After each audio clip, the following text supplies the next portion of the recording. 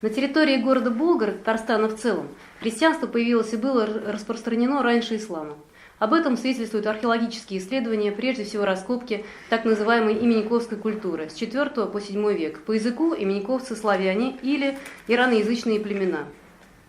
Христианство распространяется в городе Болгар на территории современного Татарстана и в булгарский период с VII по XIII века. Об этом нам свидетельствует житие и мученический подвиг святого Авраамия Болгарского. Булгары по языку тюркоязычные племена, но особого типа. Их прямые потомки – это современные чуваши.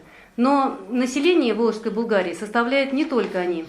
Там продолжали жить славяноязычные или ираноязычные именниковцы, христиане, финно-угорские племена, а также армяне-христиане, которые также вели христианскую миссию. Наконец отметим, что христианство успешно распространялось на территории города Болгар, территории современного Татарстана и в целом всей Золотой Орды в татарский период с XIII века.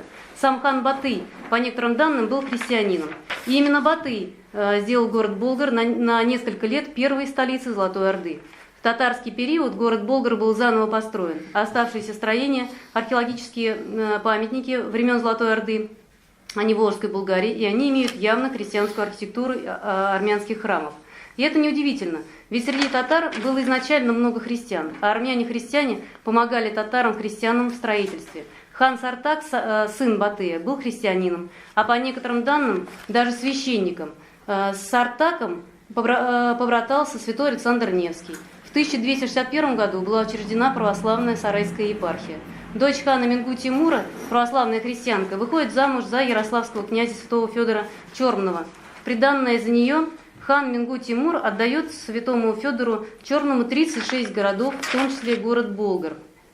Так что вот мы видим, что Татарстан нельзя назвать исламским регионом, как у нас сегодня часто это представляют. Татар нельзя назвать народом ислама, как это часто у нас представляют.